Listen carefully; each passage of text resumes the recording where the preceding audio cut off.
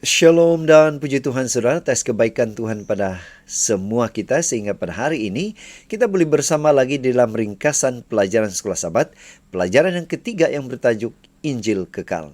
Untuk memulai pembelajaran kita, mari kita berdoa. Bapa di syurga, terima kasih atas kebaikan-Mu karena bersama dengan kami sementara kami mempelajari pelajaran Sekolah Sabat kami pada minggu ini. Dalam nama Yesus kami berdoa. Amin. Sekali lagi, tajuk Sekolah Sabat kita, Injil Kekal.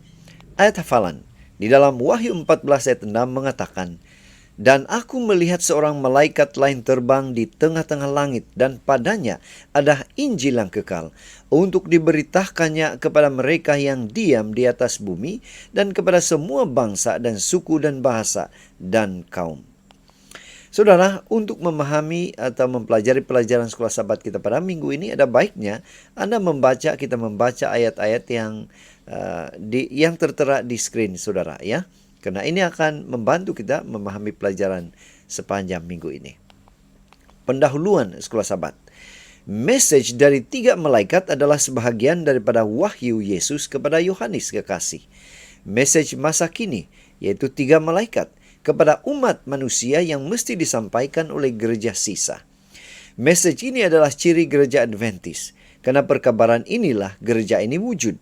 Yohanes memperkenalkan message ini sebagai Injil kekal yang mesti diberitakan kepada semua orang di bumi. Ringkasnya, identiti nubuat kita yang unik digariskan dalam Wahyu 14 ayat 2 hingga 12. Dan disinilah kita dapati keterujaan kita untuk memberitakan Injil kepada dunia. Nah, minggu ini kita akan memulakan kajian terperinci Wahyu 14 ayat 6 hingga 12, tetapi akan mengkajinya melalui mata kasih kurnia sementara kita mendengar Tuhan bercakap kepada hati kita. Nah, yang menjadi pertanyaan, apakah Injil itu? Mengapakah ia dipanggil kekal? Mengapakah setiap manusia di planet bumi mesti diberi peluang untuk merespon kepada Injil ini? Mengapakah keselamatan setiap orang yang hidup pada hari-hari terakhir dalam sejarah bumi ini bergantung pada respon mereka? Kajian minggu ini akan menjawab soalan-soalan ini dan memberikan pemahaman yang mendalam tentang ungkapan Injil yang kekal. Topik-topiknya seperti yang ada di screen saudara. Kita ke tajuk yang pertama, buku pengharapan yang penuh dengan kasih kurnia. Bagaimana buku Wahyu ini menjadi buku pengharapan yang penuh kasih karunia? Wahyu 1 ayat 1 mengatakan, "Inilah wahyu Yesus Kristus yang dikaruniakan Allah kepadanya, supaya ditunjukkannya kepada hamba-hambanya apa yang harus segera terjadi. Dan oleh malaikatnya yang diutusnya, ia telah menyatakannya kepada hambanya Yohanes." Nah, perkataan pertama buku terakhir dalam Alkitab meringkaskan tema utamanya, Wahyu, yaitu Apokalipsis dalam bahasa Yunani. Nah, apakah Wahyu ini? Kitab Wahyu adalah wahyu Injil yang kekal, rahmat atau karunia yang Tuhan berikan kepada orang berdosa. Ia adalah message harapan untuk setiap daripada kita. Kitab Wahyu menyatakan secara ringkas, seperti yang ada di screen saudara. Yesus dinyatakan sebagai anak domba yang telah disembelih. Kemudian kita dapat melihat rahmat Tuhan melalui kisah gereja dan dunia. Kita juga dapat melihat tangan Yesus menjangkau orang berdosa untuk menyelamatkan mereka dan untuk mengatasi kejahatan. Dan kita dapat melihat janji hidup yang kekal. Kita ke tajuk yang kedua, yaitu Injil kekal. Apa message utama Injil kekal yang dibawa oleh malaikat itu? Apa kaitan message Injil kekal itu kepada saudara dan saya? Firman Tuhan dalam Roma 3 ayat 24 hingga 26 mengatakan, "Dan oleh kasih karunia telah dibenarkan dengan cuma-cuma karena penebusan dalam Kristus Yesus. Kristus Yesus telah ditentukan Allah menjadi jalan pendamaian karena iman dalam darahnya. Hal ini dibuatnya untuk menunjukkan keadilannya, karena ia telah membiarkan dosa-dosa yang telah terjadi dahulu pada masa kesabarannya. Maksudnya ialah untuk menunjukkan keadilannya pada masa ini, supaya nyata bahwa ia benar dan juga membenarkan orang yang percaya kepada Yesus." Malaikat pertama membawa Injil yang kekal. Soalan yang perlu ditanyakan di sini adalah, apakah Injil kekal itu? Nah, Paulus menggambarkan dalam 1 Korintus 15 ayat 1 hingga 4, Injil itu adalah berita kematian Kristus untuk dosa-dosa kita dan kebangkitannya. Kita diselamatkan karena berkat itu, tindakan Kristus.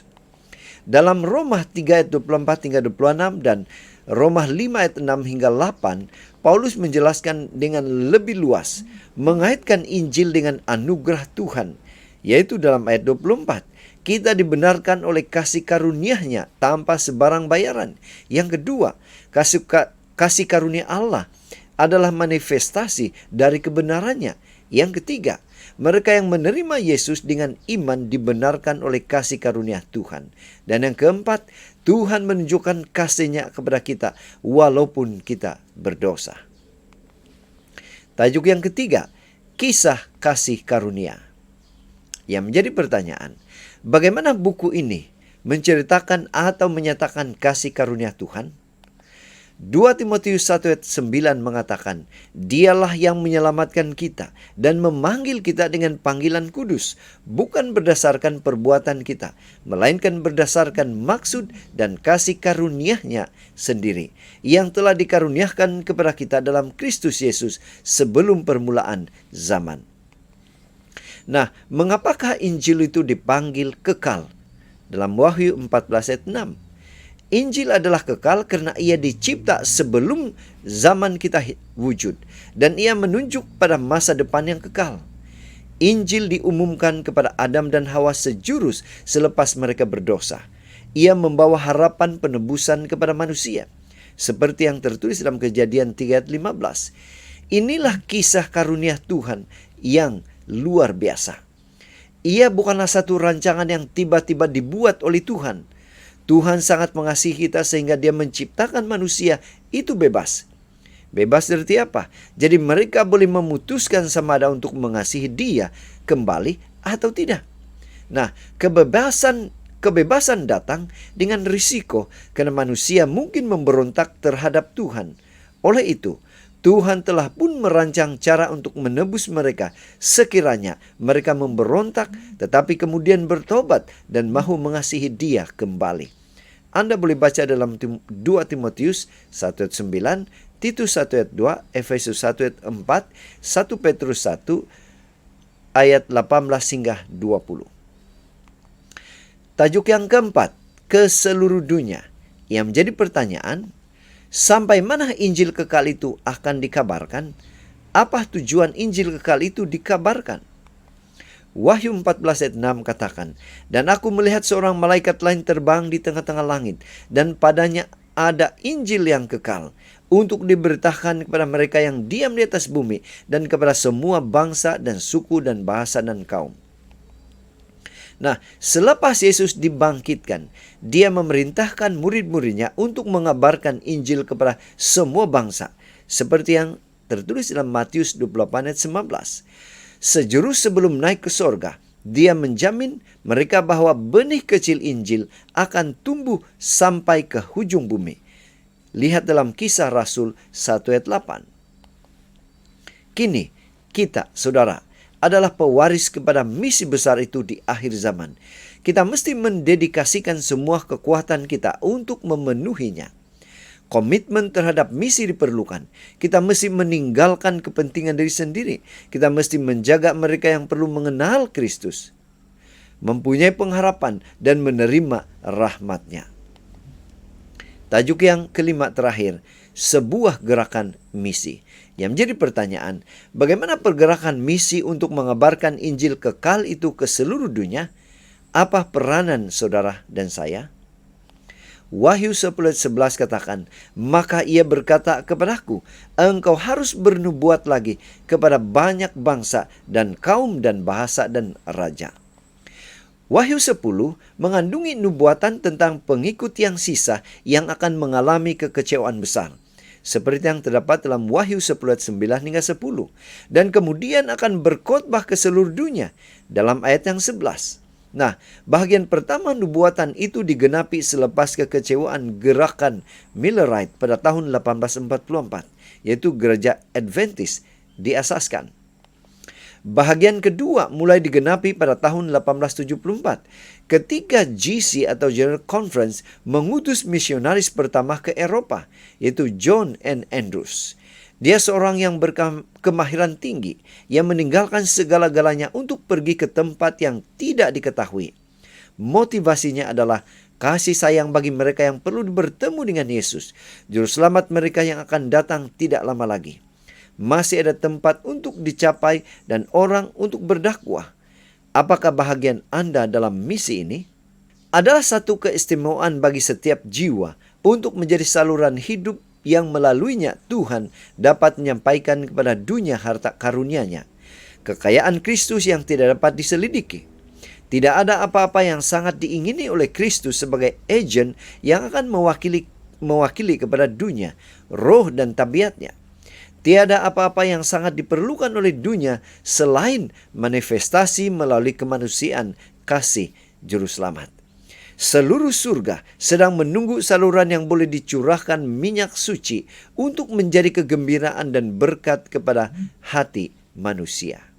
Pena inspirasi menguatkan. Seluruh gereja bertindak sebagai satu, berbaur dalam kesatuan yang sempurna, harus menjadi agensi yang hidup, aktif, misionaris, digerakkan dan dikawal oleh Roh Kudus.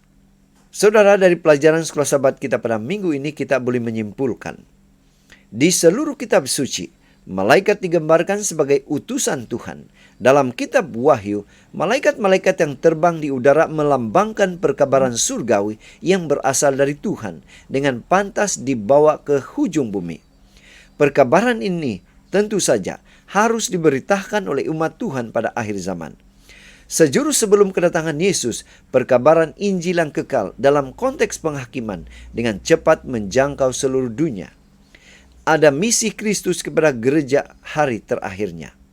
Malaikat yang terbang di tengah-tengah langit dengan Injil yang kekal memberitakan kebenaran akhir zaman ini kepada setiap bangsa, suku, bahasa, dan kaum. Terdapat skop yang besar perkabaran ini. Ia memanggil kita untuk memberikan yang terbaik untuk kerajaan Tuhan. Ia menjemput kita untuk bekerja sama dengan Kristus dalam rayuan terakhirnya kepada manusia. Perkabaran ini merayu kepada kita untuk meletakkan keutamaan kepada misi Tuhan untuk menebus manusia yang hilang, karena itulah keutamaan Tuhan. Saudara, sekian saja ringkasan pelajaran Sekolah Sabat kita pada minggu ini. Semoga ringkasan ini boleh membantu kita memahami pelajaran Sekolah Sabat kita pada minggu ini. Tuhan memberkati kita. Mari kita berdoa. Bapa Surgawi, terima kasih karena menolong kami sementara kami mempelajari pelajaran Sekolah Sabat pada minggu ini. Dalam nama Yesus kami berdoa. Amin.